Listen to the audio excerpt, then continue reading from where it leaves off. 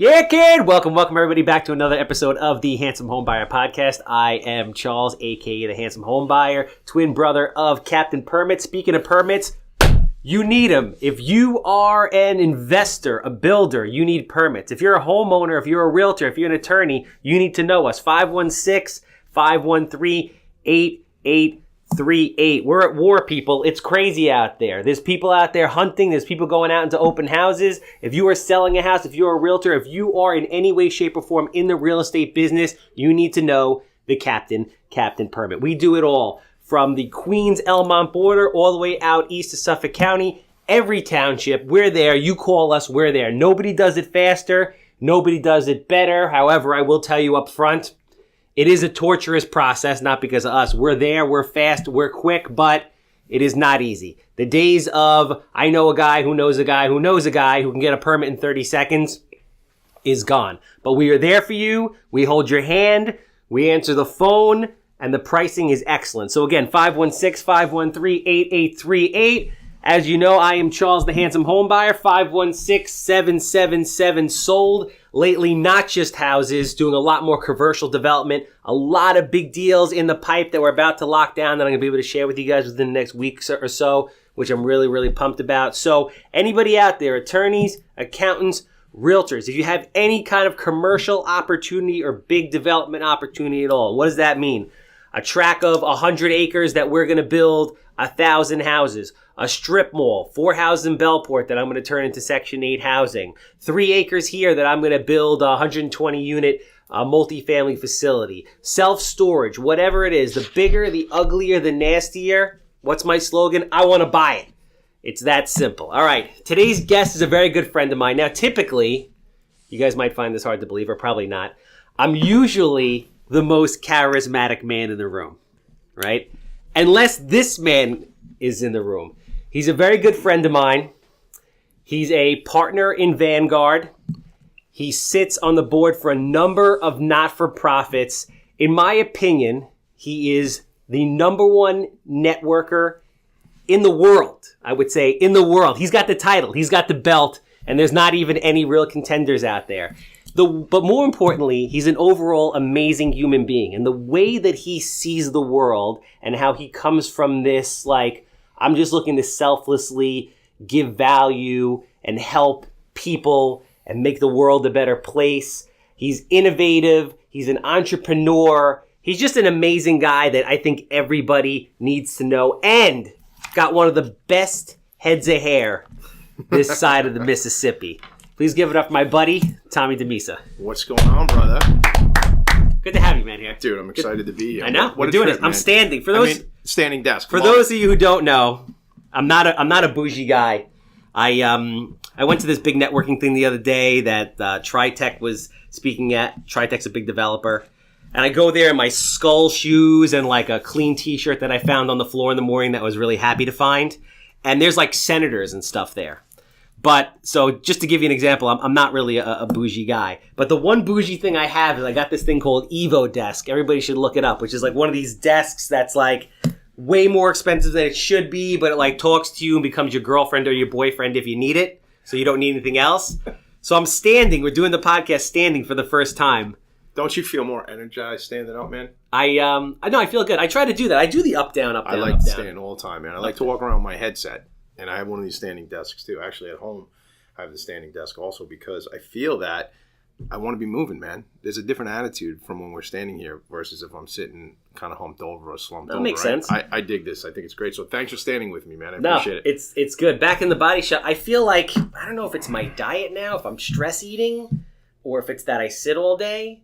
But I can't eat what I used to eat. Like, I can't eat a pint of Ben & Jerry's and, like, 3 homemade waffles that my mom's making me. Right. And have it not impact the way I look within an hour or two. So let me ask you this.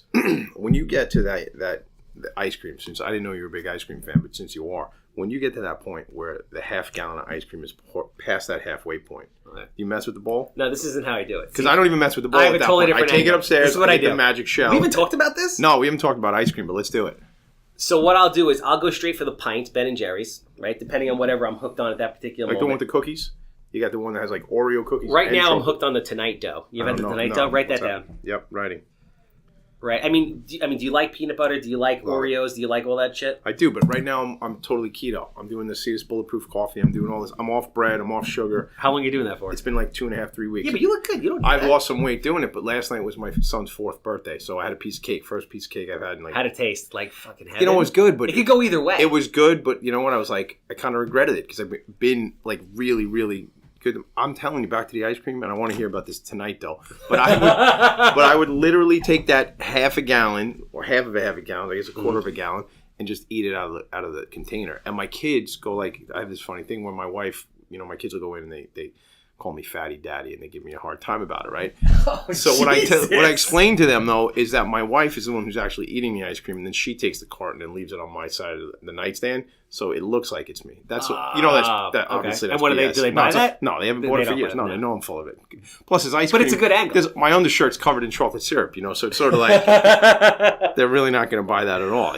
But guy, what's in this? Peanut butter cookie.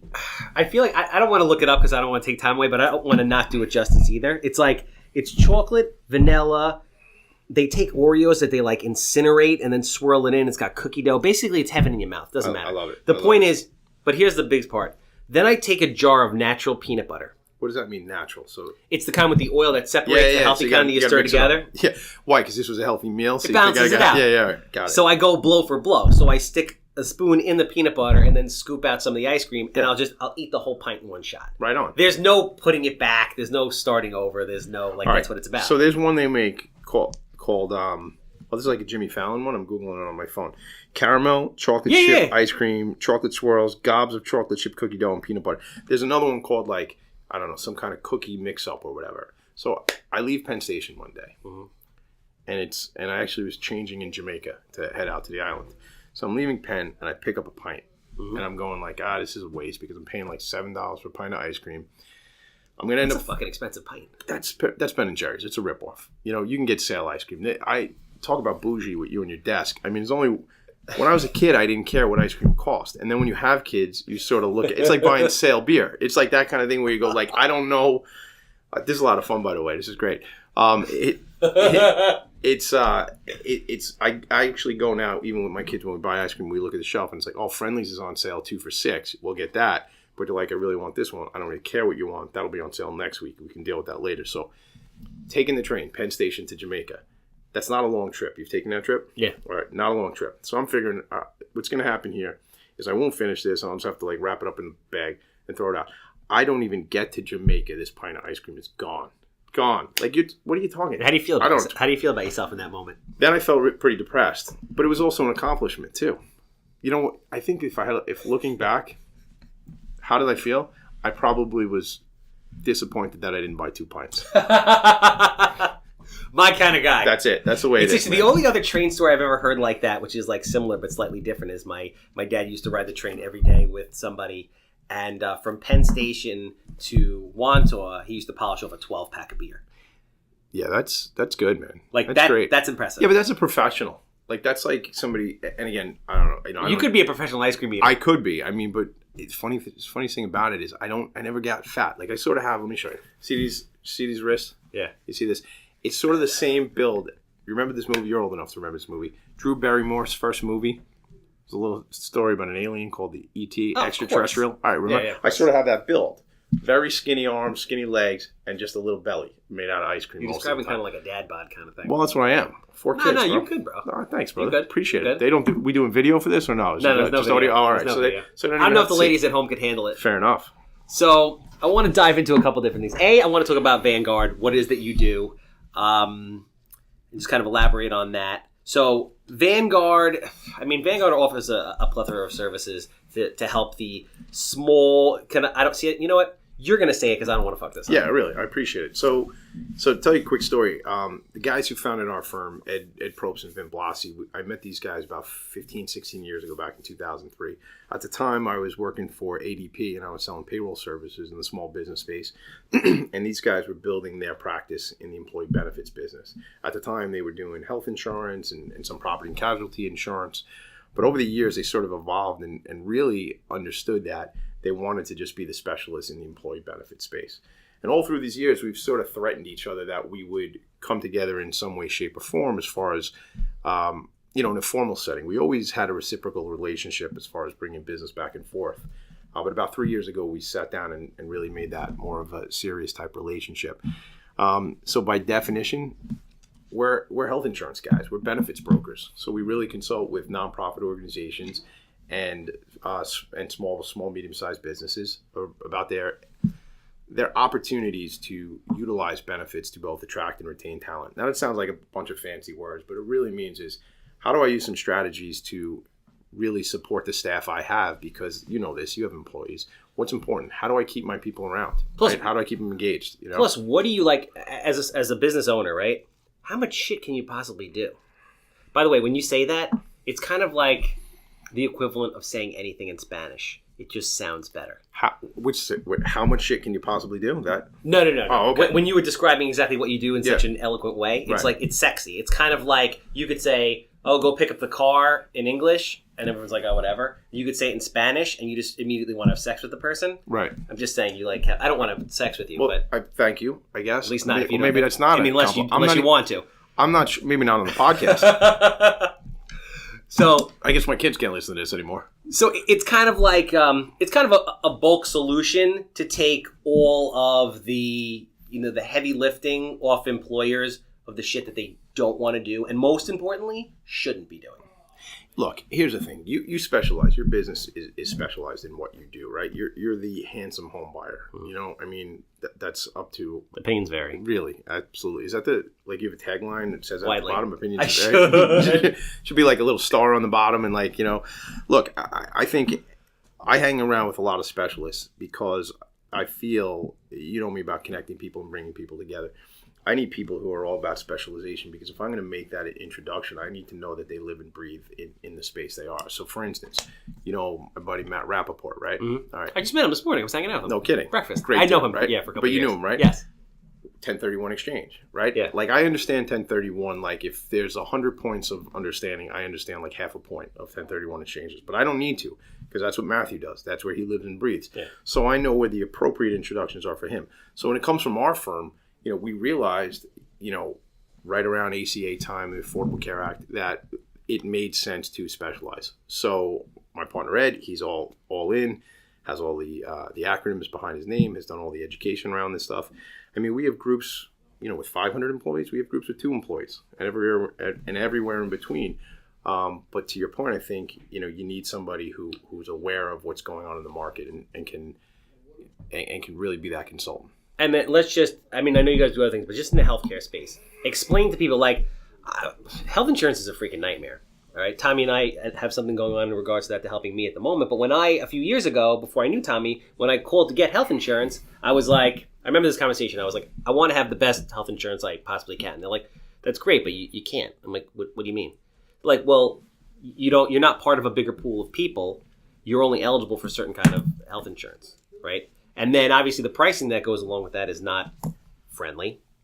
So when people work with someone by yourself, and you can have as little as one employee, correct me if I'm wrong, there's better options, better pricing potentially. There's a whole plethora of benefits that come along to working with somebody like yourself. Yeah, look, there's certainly more advantage of having a group plan versus the individual marketplace. And by definition, though, a one-employee company is not a group, and there are some challenges as far as finding a home for those companies, although there are some alternatives, which, we can go into maybe at some other point.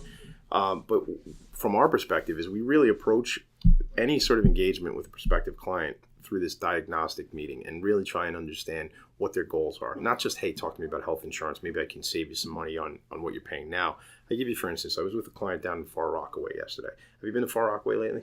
No, but I hear it's popping. Not where I was. Okay. I was kind of... Popping in the war zone sense? Or? It sort of looked like a war zone, yeah. And I don't do that to be, to disparaging. It's a shame, I'm down there with a prospective client, and smaller group, relatively speaking, not for profit. They have about 8 employees on benefits. And in this particular scenario, they were offering one plan from one carrier and one health insurance carrier. And they had an awareness that this wasn't appropriate for all their employees. Because if you think about it, you have employees, they each have different needs. Somebody's got a couple of kids, somebody's single and never sees the doctor, and there's sort of that variety of needs. So what we were able to do, at least with this client, at least in a conversation yesterday, was show them something called the private exchange, which gives them several options. In fact, close to 40 plans that they can then offer to their employees. Now, you know as well as I do, that's great. That's a lot of choice. But what do I do with all that choice? It just kind of scatters my brain even more. So what we do is we marry the one-on-one education to the employees inside of these groups. So we show them this opportunity, we show them these plans, and then we sit and do one-on-one with each employee to sort of say, hey, listen, Charles, what's your family situation? Do you have children? How often do you see the doctor? Do you see specialists? Do you have anything coming up? Is there surgery coming up? Anything like that? Because what your needs are and my needs are completely different. That makes sense. So that's really where we find a lot of it. We're big on the employee education piece. No, that's it. Yeah. So, and then I was saying, like, what's the cost for something like that? Look, like to the employer, basically. Because I think, listen, it's hard to be in business now, right? Shit's expensive. Yeah. So, if an employer decides to reach out and consult with you on that, and ultimately goes that route, does it come out of his or her pocket? Great question. Here's the thing, man. We're brokers. At the very most basic, we're brokers. We get paid by the carriers. We just decided to deliver the service different than some of our peers do. You know, some guys will literally just roll out the renewal for their clients, and somebody in the organization has to do that messaging to the rank and file. We decided that that's part of our way of doing it. So no, there's no additional fees or anything like that. It's just sounds to basically be at no additional cost to anybody else. It's like a white glove health insurance. Yeah, I like that. Yeah, sure. Boutique. Like that, huh? Yeah, I like the word boutique. I don't know if it's played out by now, boutique. No, I don't think so. Boutique. Yeah, that's boutique. It works. We use bougie today. We use boutique. I got to write this stuff down. So I want to talk about some of the sexy stuff. I want to talk about some of the do-gooder stuff that you do that makes all the women want to sleep with you, but you're married happily with 4 kids, so that doesn't happen anymore. That was in a different life. Although, how long have you been with your wife for? Since 1999. So 20 years. It'll be 20 years this June, man. What's the secret? I work a lot. Careful, man. She might hear this. Not the conversation we're having. She can't hear this, man. Okay. No, the secret is, man. Listen, you try to communicate, right? You try to best appreciate what the other person's doing, and sort of make it a little politically correct. Labor distribution, man. Labor distribution. Yeah. See, so some people are like in charge of revenue. Okay. And some people are in charge of operations. Okay. Okay. So I'm in charge of revenue. Where we're going with and this. then she's in charge of the operational stuff, which... And it makes sense. Classically, doesn't really interest me that much. I like to do what we're doing right now. And if it works? It's working. Long time, 20-something. It'll be 20 years. So we got, the 4 kids been around for about 9 years. So you didn't waste time. You just boom, every 2 years, you're popping one out. We were old by that time, man. Yeah. I mean, we were, let's see. I was 32. She was I guess I was 32. She was 33 when we started. We knocked them out. That was no kids. 5 years later, 4 kids. And I can't even imagine the life change from 1 to just pandemonium. From 0 kids to pandemonium. All right, let me put it like this. I'll try and sum it up this way. For those of you who are thinking about having kids. Yeah, here it is. Here's how it is. So, because you actually seem really happy. Contrary to everybody else I speak to in life, you actually seem really happy, and I mean that. You're not putting on a show I love the kids, but the wife thing is overrated. I actually think you're very happy. No, we are very happy, but is that for them, consensus-wise, most people are not happy? They're, regretful about this thing? Based on my experience of polling people after people on a daily basis, right. I would say the overwhelming majority, if I had to guess, I would say the honest majority is 75% miserable, and then you got to figure some of those people are lying to you, not about being miserable, but about being happy. So you bump it up another 10%. Yeah, but so I would say 85% of people. All right, so now let's be real now. Now let's break it down. Now let's talk shop. All right, let's talk. I feel like I'm on the couch right now. Here's what it is. Those people are full of shit. Yes. Here's the deal. It's about every day. You know this. I watch you on your little videos, and I've seen you on Facebook or whatever. That's not my thing. I don't look on there a lot, but I seen you all of a sudden your face is there, and you do this quick video driving your car or whatever, right? Mm-hmm. I'm hoping you're stopped at a light when you do it, but I know something's in the car, right? Dude, you're always smiling, unless you're turning it on for me or vice versa. You make a decision every day. How do I want to greet the world? I could be a jerk and nobody wants to talk to me. That would screw up my ego because I like people who like me. Okay, but I also want to that's what I want to project, man. The rest of it sucks. Those attitudes, those crankiness, it's garbage. Now, I'm not going to tell you I was always this way, but it's how I want to greet the world. Smiling, happy. Where can I make an impact? Where can I add value? So I think I think that's just a decision. I would say those people decided to be cranky.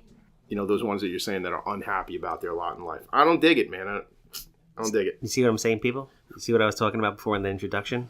Sexy. So on that, as we're going that way, let's talk about the not-for-profit stuff. Yeah. I know that you work with a large number of not-for-profits, and you're very passionate about the space in general. You sit on a bunch of boards. Talk to me about what you do, who you're involved with. Yeah, absolutely, man. So it's funny. Like, I don't know that I was so focused on really making an impact when I was a kid. You know, I mean, I was probably selfish at a lot of points in my life, but I feel like, you know, I'll give you for instance, and this sort of will frame some of it for you.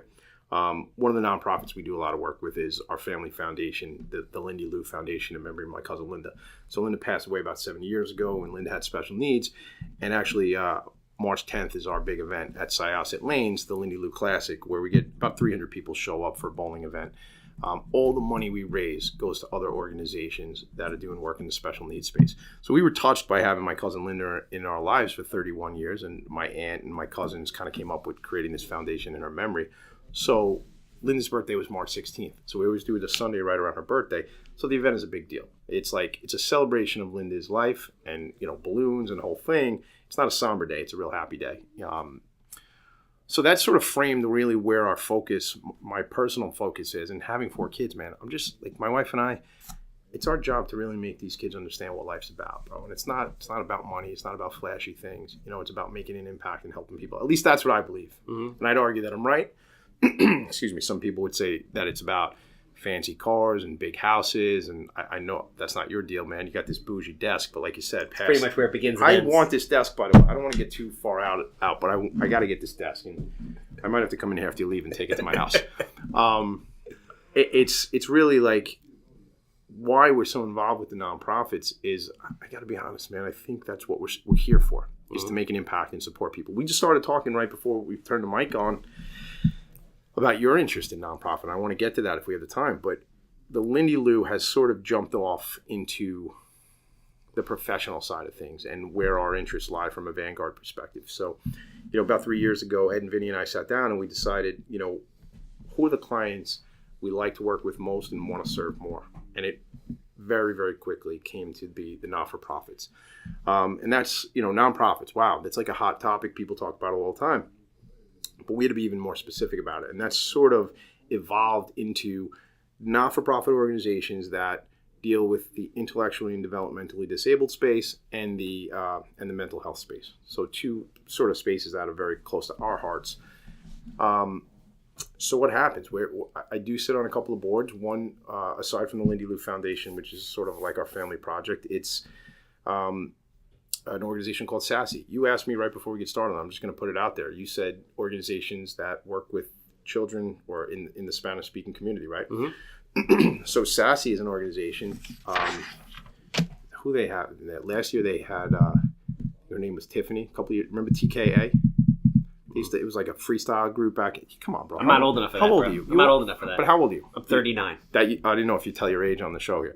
So I'm 41. That's a big difference. No, how is that a big difference? Because there's a box that you check. Yeah, which one? Like, I'm in the 35 to 39, and you're in the 40 to 45 Yeah, box. but I don't check those boxes, bro. That's discriminatory. I don't check boxes like that. No. I said, I'm just saying, you're in a totally different world. I abstain from... I think your insurance premium either goes up or down for, like, car insurance and shit based on your age as compared to mine. Like, well, I could still be reckless. They would charge me more for car insurance. They would charge you less. They're like, they know this guy's old. He ain't doing shit.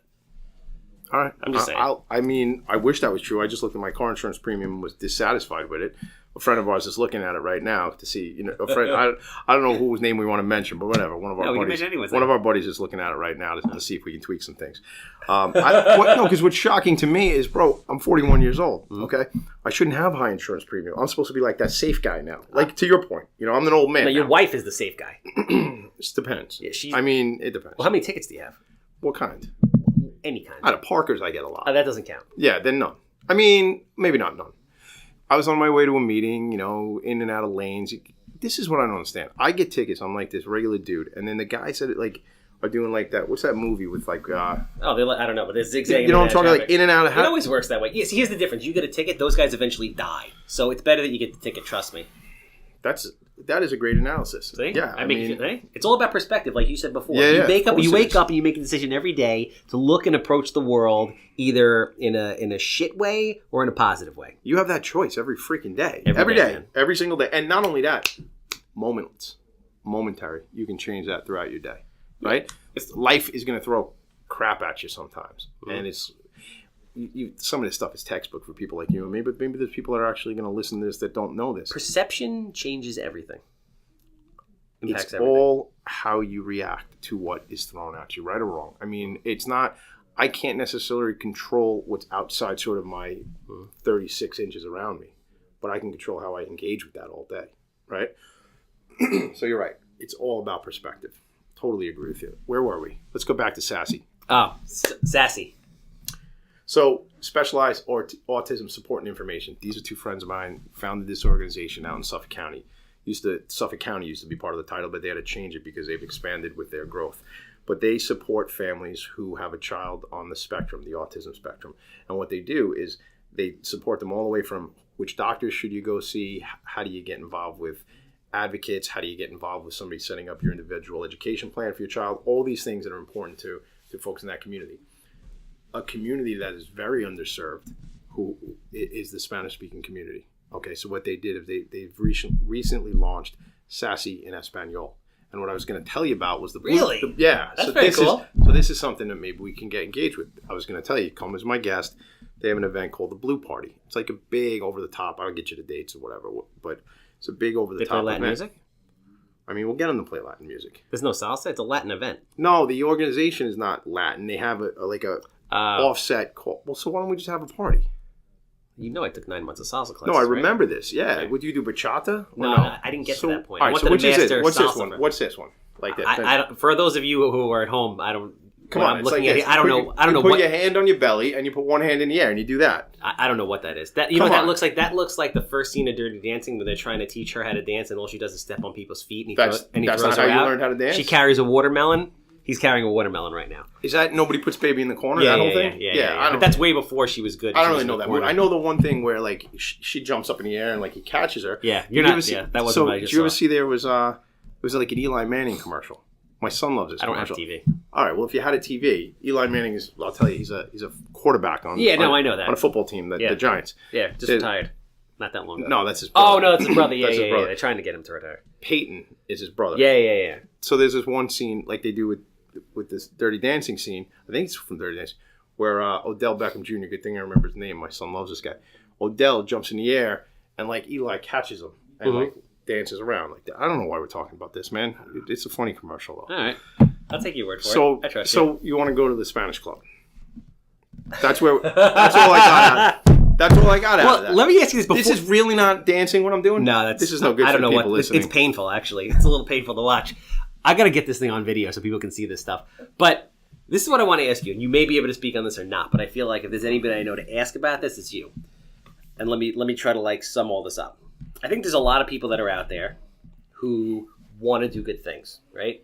And they have varying degrees of success or no success at all. And let me get through all this before you jump in, all right? Because this is going to be a hodgepodge of shit for a second. There's a lot of people who want to do great things, but they want to be financially successful.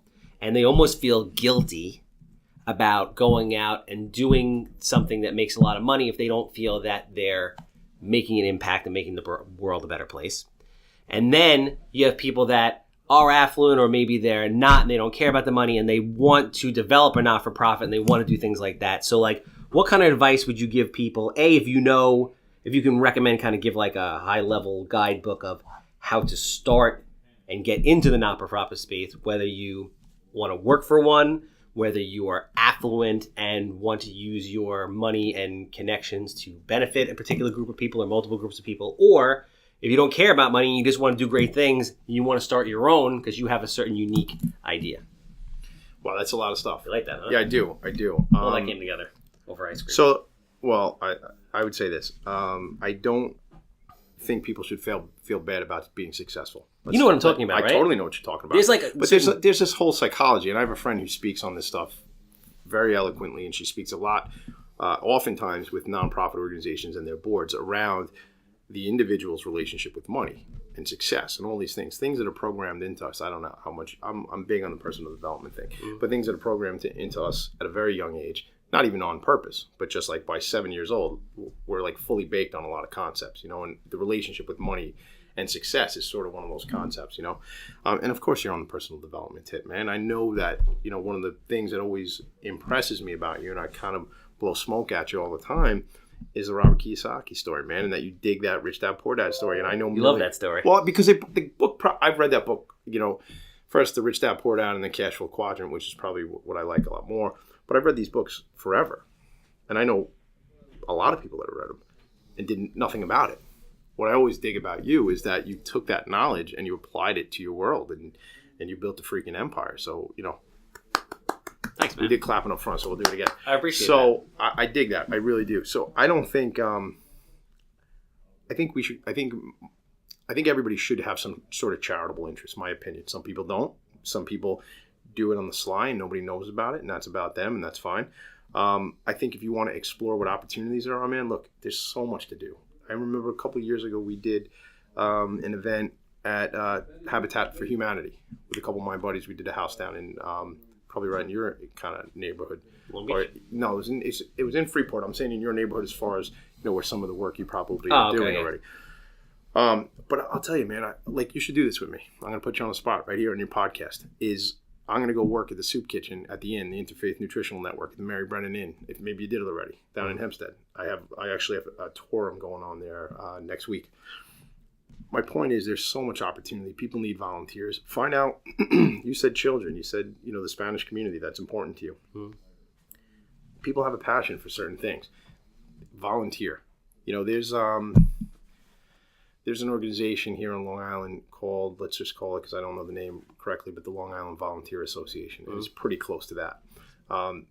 There's organizations that need people to come out and do stuff. Is there kind of like a not-for-profit, I don't want to, for lack of a better word, is there kind of like a hub, like a virtual hub where these guys kind of come together to post what events they're doing, to, reach out and say they're looking for people, volunteers, donations, etc., like kind of like a good place to start? Yeah, Am I making that up? No, you're not. I'm on my phone trying to Google it while we talk. You're not making it up. But I would say this. Why don't you talk and let me try and find it real quick. Yeah, I mean, because I feel like that would be a valuable thing. You know what it is? I think for most people, myself included, it's like, I think taking the first step is the hardest part. I think once you're in motion, it's a lot easier to stay in motion. So let me ask you, are you speaking specifically about yourself, or are you talking about... I'm just speaking about people in general. Here's what I'm about to do, all right? This is only my first time actually being on a podcast, which is kind of, maybe ironic is the right word, because I've been talking about launching a podcast for about a year. So it's kind of funny. So now what actually, I don't even need to move the desk. I'll just come in here with the microphone and the desk set up. What's mine is yours. I'll just do my whole podcast. It's actually got a name. It's called Philanthropy in Focus and the whole thing. And talk about that. Yeah, I will. But what it's about is it's really about what you're saying, sort of being that nonprofit connector.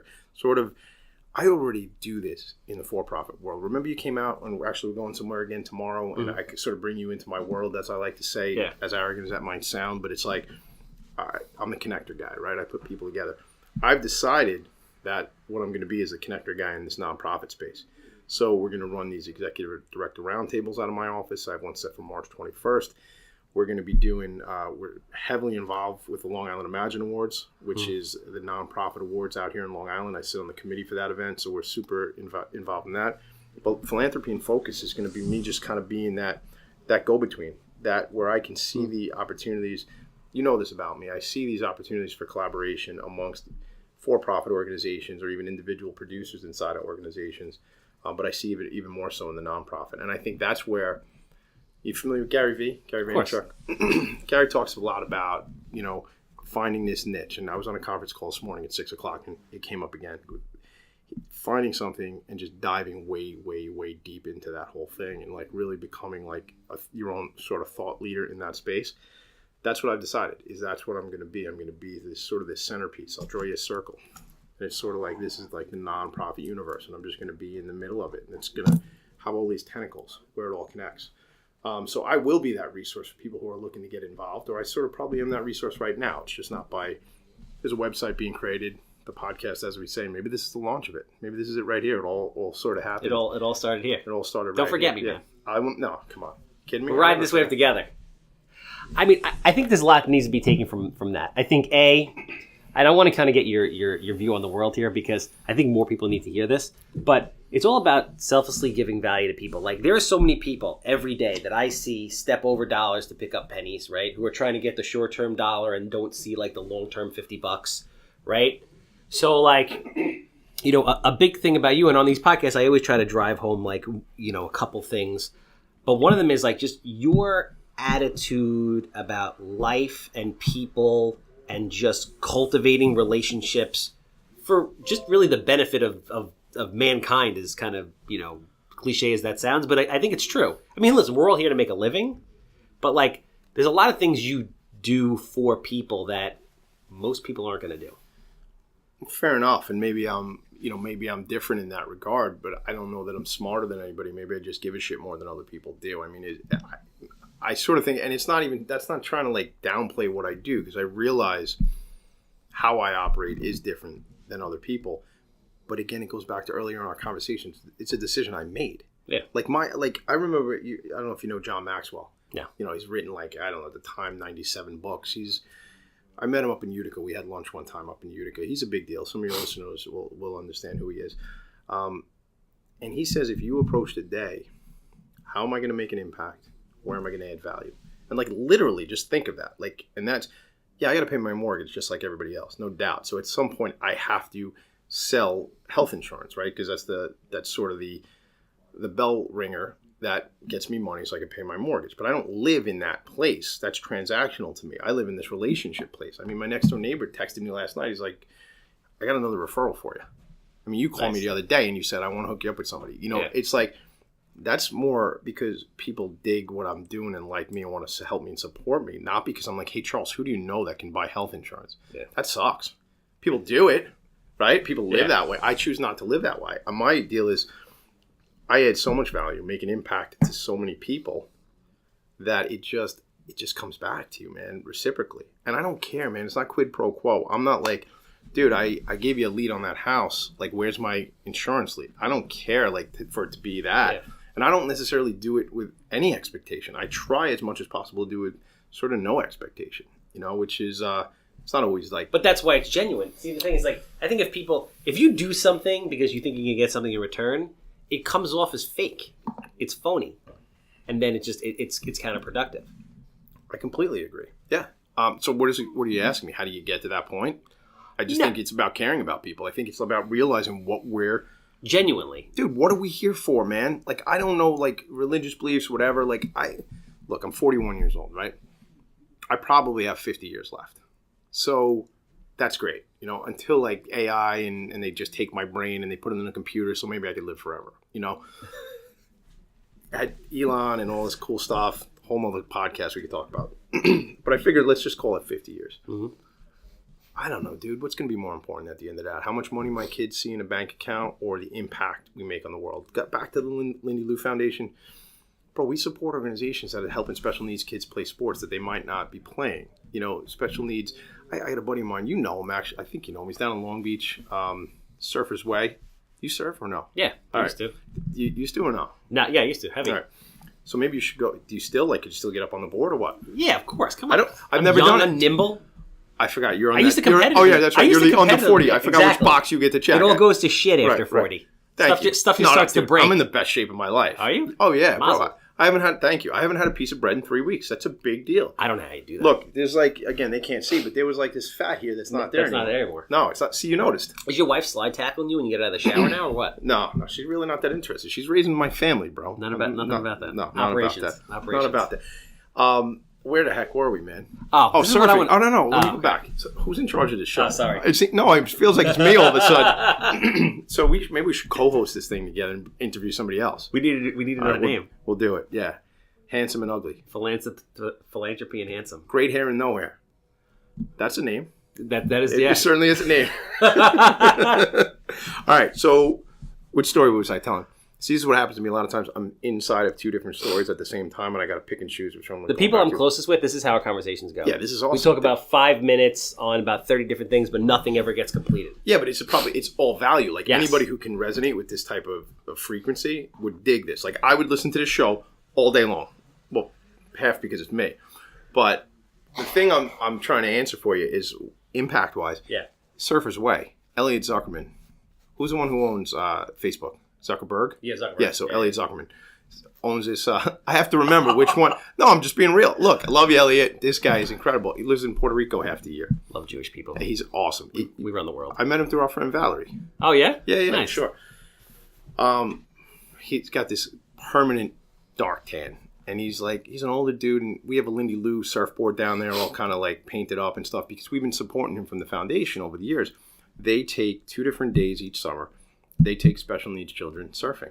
Bro, it's a trip. I mean, I go down there. You ever see the Scudens down there? You know the Scudens? No, I don't know what that is. The Scuden brothers. There's like 6 of them. They grew up in Long Beach. They're like Long Beach royalty. One of them is a professional big wave surfer, young kid. No kidding. And they have a surf camp down there that they run every year that they've been doing for the last 10 or 15 years. But one of their big things is special needs kids. Yeah. So they take kids that are in wheelchairs. Yeah. And they custom make surfboards for them. No kidding. And they bring them out there and they surf for the first time. So can you hook me up with them? Scuden Surf. I don't know them really well. Skudin. Scuden Surf. They're awesome, man. Like they're actually really nice guys. Again, they're probably listen. Here's the thing, man. Why do that? Because it's good. It makes you feel good. It's making an impact. You're changing someone's world. You're changing someone's life. Yeah. How much worthless shit do you need in your house? That's my point, man. Look, I got people, that I'm very close to in my family that, some people value things differently. It's just the way it is, Bro, I drive a Nissan Sentra. And you know what's going to happen when I leave here? When I leave the studio here, I'm going to go down to my Nissan Sentra and it's going to start. And then it's going to get you. And it's going to get me where I got to go. The same way the Ferrari is going to start or the Mercedes is going to start. It's like cherry apple red, like that Ferrari you're talking about anyway. Yes. So it's badass all by itself. So I don't need a Ferrari. Point is, it's about value. Where are your values? I'm not judging other people. I'm just saying I've decided to see the world this way. How can I make an impact? Maybe it's part of the fact that I got these kids and I'm trying to show. Let me give you a quick for instance. Did the birth of your children change your perspective a lot? Yeah, a lot. Yeah, let me give it to you like this. Let me tell you a little anecdotal story, right? Like we tell stories. That's my whole life is stories, right? We do a lot of work with this organization called Best Buddies. Best Buddies International is an organization that partners special needs children and what the politically correct term now is neurotypical children in the school system to become friends and connect and look out for each other through their day, through the school day, etc. I was sitting at the Long Island Imagine Awards maybe 4 years ago when Best Buddies won, and I became friendly with the girls who worked at Best Buddies. And then the Lindy Lou Foundation sort of came into play. And over the last couple of years, we've given money to the Best Buddies program here on Long Island so they could open up middle school programs, which is a tough time of life, whether you're neurotypical or special needs, you're going through puberty and the challenges of middle school, whatever. Kids are not always nice to each other. It sort of helps cement these important relationships at that time. Lindy Lou mission, awesome, right? Goes in line. So a lot of the time I go to these events and my parents, I was going to say it, own a Ralph's Italian Ices out in Huntington. Oh, yeah? New York Avenue. Yeah. So, I make this commitment to all these nonprofits I work with. So I'll probably put them out of business because all I do is give away free Italian ices to all these other organizations. All right. There goes the story. We're at a Best Buddies walk down in Massapequa one day. It's my 2 bigs, my older daughter and my older son. And they're scooping ice with me. It's like in, let's say, April and May. So this is the family. You get your kids involved in this This is what I'm trying to tell you, right? So I don't work for Best Buddies. Okay, we work for Vanguard. We went over that already, right? My son has this project, this school project, where he's got to answer like 5 questions about dad. Me and my dad like to watch baseball. My dad likes to eat ice cream. Totally, that's real. That's not because it's not a callback to earlier in the show. Because I'm a fatso and I like to eat ice cream, he puts it on the thing. It's like 5 things about my dad. Blah, blah, blah. My dad we watch baseball, we watch football, the whole thing. My dad works for Best Buddies. He took the fact that we're out there hustling, doing all this Best Buddies thing, thinking that I work for that organization. So that's what it's about, brother. That's what it's about. My son understanding service. My daughter, she joined the community service club at school. I had her 3 weeks ago down at the book fairies down in Freeport, another organization we love. Well, let me ask you this question. Yeah. So at that moment, did you correct your son and say, like, this isn't something I'm doing because it's a job. This is something I'm doing because I find it to be important, and there's no monetary benefit here. I didn't correct him initially because I sort of was like, I thought it was kind of a cute thing, and I kind of just let it roll out and let it play out. He's aware of it now. He gets it. But my point of telling you that story is, how cool is that? Yeah. That's what he thought. Because not my father sells health insurance. My father does this, which he knows now because he jokes to me about it. Like, I had to go in front of his class and I read a book and all this kind of stuff. And he goes, yeah, maybe we could tell him how you work for Best Buddies. Like, he's giving me the business now. This is a kid. He's going to be 8 years old next month. Like, he knows how to play the game we're doing, with banter, the whole deal. So what I'm trying to impress upon you is, like, I guess that's what it's about. I guess it's about Serafina joins the community service club. I guess that's what this is about. The impact I'm making on these kids. Because at the end of the day, man, what else is there? Now are they going to be better people than I am? Hope so, man. And then that changes the world. I hate to now listen, man. This sounds like a big holy roller thing, and it's like I'm the greatest guy going. Dude, I'm just a guy who's trying to make things better for people. Just trying to help, and I think that's our responsibility. So I'm hearing my own voice and I'm going, wow, I'm pretty excited about myself. And that's not really, that's not the deal, man. So just trying to make an impact. Listen, when it's genuine, and it is, and the reason why you're here is because I know you, because typically I have mostly people that are in real estate or just cool people like yourself who have something to say that I think people need to hear. And that's why you're here. Speaking of that, if people need to get in touch with you for, especially in the not-for-profit space, health insurance, employee benefits, etc., how do they reach you? Yeah, absolutely. My email is tdimisa@vgdny.com, tdimisa@vgdny.com. You can Google philanthropy and focus. Philanthropy is a tough one. You'll just have to figure out how to spell that. Focus is spelled with PHOCUS. Really, depending on when you drop this podcast, we'll see where we're at, because that's kind of in the. It's gonna be wheels are turning. It's literally happening. So what kind of guests are you gonna have on there? Topic's gonna be for people to check out, and obviously I'll when it does launch, you'll let me know. Yeah. And I'll put a link. Yeah, absolutely. On our social media to link to people. Yeah, so what does it look like? You want me to tell you that? You were going to ask another question, though. No, that's pretty much it. So it looks like this. It's sort of twofold. One episode will be me bringing in an executive director or a founder of a not-for-profit organization who's really just wants to tell their story. And it's going to be me interviewing and letting them tell the story instead of me talking the whole time. And sort of guiding them to what I think the market should hear about, to learn more about their organization. Just giving them a platform, man. There's some ridiculous number of nonprofits out here on Long Island specifically, but I'm not limited. I'll talk to anybody and kind of interview anybody. But my opinion on that is it's really going to give the sector some more status. And it's totally, selfless, man. It's just about giving these people somewhere to sort of make the world aware and build that awareness. And then the other half of it is where it would be sort of driven towards an audience of nonprofit executives and teams, where I'll bring in thought leaders in the nonprofit space. Maybe it's somebody about fundraising. Maybe it's somebody who's going to talk about board development. Maybe it's somebody who's going to talk about strategic planning for a not-for-profit. So my intention is really to be, like I say, I think I drew you the picture, man. It's to be right in the mix on this whole nonprofit activity that's going on, and Philanthropy and Focus is just going to be that platform. It'll be a podcast. It'll be, a blog page, whatever the case. It's going to be some videos. I got my buddy that's helping me do some videos right now, where it's just going to be me coming on riffing like this about something that I think is important. Maybe it's 2 minutes. We throw it on LinkedIn. You teach me how to use Facebook. And you think that Facebook thing's for real? Is it really going to catch on, or is that just is it a fad? I don't know, man. I think I've raised more money for my projects on social media than anything else. Yeah, I think social media is the most valuable thing. I was having a conversation with someone the other day who was telling me that, this is really off topic, but they were saying that it's much harder to succeed today than it was in previous years. It's much harder to succeed now than it was in the past?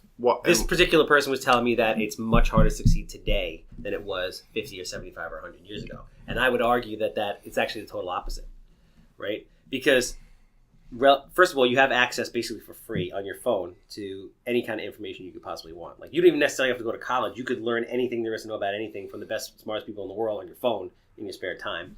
And then you can reach so many more people so much faster. And the opportunity in the world is so much smaller, but so much bigger all at the same time, that I think that's a bullshit excuse. I don't like that. I don't know why they would say that. Did they give you anything, or you just wanted to say that because he was cranky?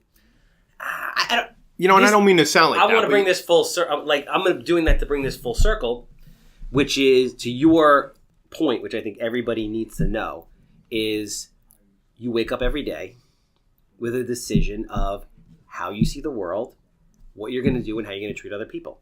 And if you want to be stuck in, like, right now, I just feel like in our society, there's like, I mean, I don't know shit about anything. I don't have a TV. I don't know dick about politics. All I know is I feel, even amongst people that I'm very close with, that I love and that love me, but feel that I have maybe a certain political stance or whatever it is based on where I come from and the color of my skin or whatever and what I do for a living. There's a lot of anger in the world. There's a lot of animosity in the world. There's a lot of resentment in the world, right? But, like, again, to your point, you wake up every day with a decision of who you're going to surround yourself with, how you're going to make an impact, are you going to make an impact? You're just going to be a grumpy, angry motherfucker. Yeah, I take a lot of that from, like, guys that I've read, and if I'm not mistaken, I think it's either Tom Hopkins, remember Tom Hopkins, big real estate guy back in the day, or it's Kiyosaki. Somebody had said, like, the first sales job you do every day is on yourself. And I embraced it, dude. I used to have, like, the thing that hung up in my shower that would say it was like a Tom Hopkins thing, like, every day, every way, I'm getting better and better, like mantras and stuff like that. Yes. Like my wife's like, dude, you got like this thing hanging in our shower. You think you're nuts sometimes? Yeah, she just no, but she knows. But she's been on this roller coaster for a while. I mean, I'm like, this is as good as it gets. Like it's. She met me as a long-haired, greasy bartender guy with a bunch of earrings in my head, and so I'm like all grown up now. So this is like great, She's been around forever. She digs it. She likes this show. We call this, the Tommy D stuff. We call it the Tommy D show. That's what we call it. And it's not just Tommy. Everybody calls it the Tommy D show. No, and it's because, but this has been the show. And I sort of like, when you come into my world, it's like, here comes the arrogance. Welcome to the show. Because that's what it is, bro. But it's a good show. Oh, it's a great show. I dig it. I'm my biggest fan, But it goes back to what I'm saying. It's that first job of sales every day is, dude, who do you want to be? What do you want to do? What do you want to impact? Put your head on that pillow at night and be like, dude, I put it in. I'm telling you, the grinder, the hustler, the guy who gets it, you don't need this pep talk. Maybe this helps somebody. Maybe there's somebody listening to this that goes, you know what? I'm going to go and just grab it and go do it. Maybe. Hey, dude, if we inspire one person from listening to your podcast today, what is the impact of that? How many people, how many lives do they affect? What's the ripple effect? I see everything in that. You take a stone, you take a coin, you drop it you flip it in the air, it goes into that pond, and you see those ripples. That's what I think we are, bro. We're all connected. We're supposed to be doing this to make an impact for each other. That's it. That's what I got. On that note, if you got a house that smells like cat pee, is dated from the 1960s, and you got a commercial property, you call me, 516-777-SOLD. If you got a permit problem, or you think you're going to have a permit problem, or you think you might know somebody who one day might have a permit problem, you call the captain, 516-513-8838. We're out.